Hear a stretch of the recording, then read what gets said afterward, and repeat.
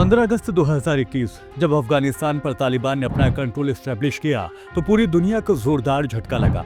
लंबे civil war के बाद अफगानिस्तान पर तालिबान ने कंट्रोल हासिल कर लिया था। अब दुनिया के इतिहास में एक तारीख और लिखी जानी है और वो है सीरिया में बशर अल असद के दौर के खात्मे की। ये बात सभी जानते हैं कि बशर अल असद ने सीरिया छोड़ रूस में ठिकाना ढूंढ लिया है। अब सीरिया की राजधानी दमिश्क पर बागियों का कब्जा हो चुका है। इस वीडियो में आपको आसान जुबान में बताएंगे कि आखिर ये सब कैसे हुआ, क्यों हुआ और कौन से अहम किरदार इस तख्ता पलट के पीछे थे। साथ ही बताएंगे आपको इस तख्ता पलट से इंडिया के ऊपर क्या असर पड़ेगा। आगे बढ़ें उससे पहले गुजारिश है कि हमारे चैनल को सब्सक्राइब करना ना भूलें। खबरों के पीछे की असल खबर, खबरों का क्या होगा आप पर असर। देखिए news and views with Shafan Ansari. बात है साल 1970 की, जब तख्ता पलट के बाद असद के परिवार ने सीरिया की कमान संभाली थी। शुरू में बशर अल असद को अपने पिता की विरासत में किसी भी तरह की कोई दिलचस्पी नहीं थी, लेकिन 1994 के शुरुआती दिनों में जब बशर लंदन में पढ़ रहे थे और दमिश्क के पास उनके बड़े भाई की एक कार हादसे में मौत हो गई, उसके बाद छोटे भाई को सत्ता सौंपने की तैयारियां शुरू होने लगी। फिर 2000 में अल असद सत्ता में आए। असद एक अलावी हैं जो कि शिया कम्युनिटी से आते हैं। शुरू से ही असद के शासन और नीतियों को लेकर जनता में काफी गुस्सा रहा है। इसके पीछे सबसे बड़ी वजह रही कि असद के परिवार का किसी पॉलिटिकल या फिर इलेक्शन के जरिए सत्ता में ना आना। उन्होंने तख्ता पलट के बाद देश की कमान संभाली थी। करीब 50 साल से ज्यादा वक्त तक असद के परिवार ने सीरिया में शासन किया, लेकिन असद परिवार अलावी शिया मुस्लिम है, जिनकी सीरिया में महज 10% के आसपास की आबादी है। वहीं 70 से 80% आबादी वाले सुन्नी मुस्लिम यहाँ रहते हैं। ऐसे में इतने लंबे समय तक मेजॉरिटी पॉपुलेशन पर एक माइनॉरिटी का रूल करना और पावर में रहना एक टेंशन की बात बन गई थी। इसी वजह से कॉन्फ्लिक्ट की शुरुआत हुई थी। असद का जो भी विरोध किया करता था वो उसे कैद कर लिया करते थे। असद की मुखालफत करने वालों को यहाँ तक मजबूर कर दिया जाता था कि वो देश छोड़ दिया करते थे। जब असद का तख्ता पलट हुआ तब यहाँ इस तरह के कई वीडियो देखने को मिले थे, जहाँ कई आदमी, कई बच्चे और औरतें जेल में बंद नजर आई थी। और उसके बाद 8 दिसंबर की सुबह सीरिया की राजधानी दमिश्क पर 11 दिनों से लड़ रहे रिबेलियंस ग्रुप ने कब्जा कर लिया। दोपहर तक पता चला कि राष्ट्रपति बशर अल असद मुल्क छोड़कर मॉस्को फरार हो गए हैं। ऐसे में सवाल उठता है कि जहां हफ्ते भर पहले तक देश के एक बड़े हिस्से पर अल असद सरकार का कंट्रोल था, तो फिर अचानक सब कुछ कैसे बदल गया। तो ये सब अचानक नहीं हुआ था, बल्कि सीरिया की मौजूदा तस्वीर बनने की शुरुआत 2011 में ही हो गई थी। 13 साल पहले अरब स्प्रिंग के दौरान सीरिया में प्रेसिडेंट बशर अल असद के खिलाफ एक पीसफुल प्रो डेमोक्रेटिक मूवमेंट शुरू की गई थी, लेकिन देखते देखते वो एक सिविल वॉर में तब्दील हो गया, जिसने न सिर्फ सीरिया को तबाह किया बल्कि इसे बाहरी ताकतों के लिए भी जंग का मैदान बना दिया, जैसे ईरान और रूस। तब से लेकर अब तक इस जंग में 5 लाख से ज्यादा लोग मारे जा चुके हैं। अल असद के मुखालिफों का मानना था कि प्रेसिडेंट बशर अल असद माइनॉरिटी वाली अलावी कम्युनिटी के लिए बाइस रहे हैं।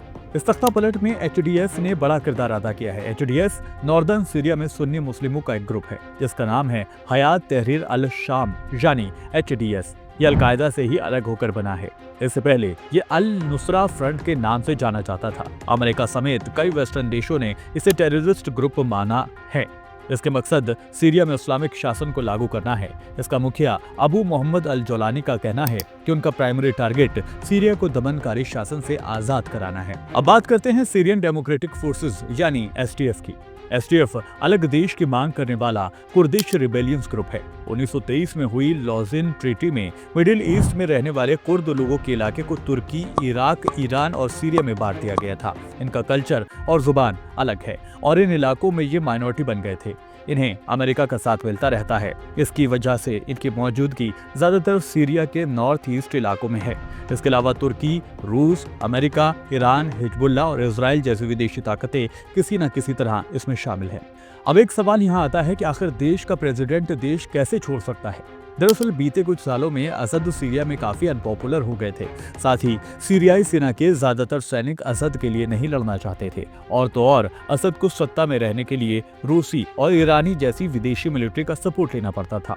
साथ ही सीरिया में बढ़ती महंगाई और कमजोर इकोनॉमिक हालात की वजह से सरकार और कमजोर हो गई थी। इस सिविल वॉर में सीरियाई सरकार, कई एक्सट्रीमिस्ट ऑर्गेनाइजेशन समेत अमेरिका, ईरान और रूस जैसे देश भी शामिल थे। जैसे तालिबान वन को हटाने के लिए अमेरिका आगे आ गया था, वैसे ही रशिया ने असद की मदद की और इस सिविल वॉर को पलटने में रूस की सेना ने असद की मदद की।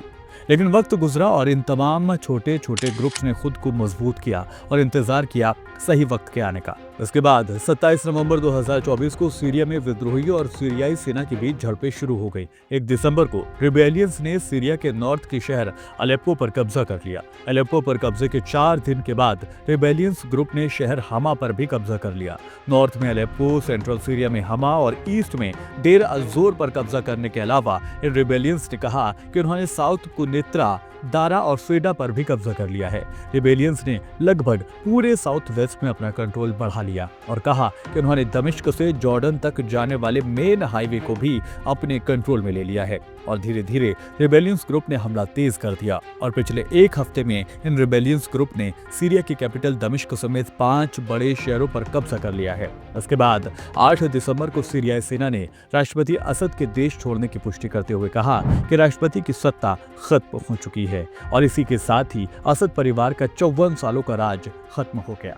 अब आखिर में सवाल आता है कि सीरिया के इन हालातों से इंडिया पर क्या असर होने वाला है। देखा जाए तो ORF में रिसर्चर कबीर की रिपोर्ट के मुताबिक इंडिया पर सीरिया के मौजूदा हालात का कोई खास असर नहीं होने वाला है, क्योंकि सीरिया के साथ ना तो इंडिया का कोई व्यापारिक ज्यादा कनेक्शन है और ना ही किसी भी तरह का इंडिया ने सीरिया के अंदर इन्वेस्टमेंट किया है। लेकिन ग्लोबल सिक्योरिटी के लिहाज से ये अच्छी खबर नहीं है। अफगानिस्तान के बाद ये दूसरा देश है जहां एक्सट्रीमिस्ट ऑर्गेनाइजेशन ने तख्ता पलट कर दिया है। अब अगर देखा जाए तो सीरिया में क्या आगे होगा, तो फिलहाल सीरिया पर सिर्फ कब्जा हुआ है, अभी कोई गवर्नमेंट फॉर्म नहीं हुई है। STS के चीफ अबू मोहम्मद अल जुलाली ने एक ट्रांसलेशनल अथॉरिटी बनाने का ऐलान भी कर दिया है। वहीं सीरियाई PM अल जलाली को तमाम सरकारी संस्थाओं का कार्यवाहक नियुक्त कर दिया गया है। एक बयान में अल जलाली ने जनता की ओर से चुने गए किसी भी नेता को सपोर्ट करने की बात कही है। इन तमाम उठापटक के बीच आपको क्या लगता है, इस वक्त सीरिया के इलेक्शन कराए जा सकते हैं? क्या इस वक्त जो इलेक्शन होंगे वो फ्री एंड फेयर हो सकते हैं? और अगर इलेक्शन नहीं तो फिर किस तरह से सीरिया में एक नया एडमिनिस्ट्रेशन लाया जा सकता है? क्या लगता है आपको? कमेंट के जरिए हमें जरूर बताएं। फिलहाल इस वीडियो में इतना ही, दीजिए इजाजत, नमस्कार।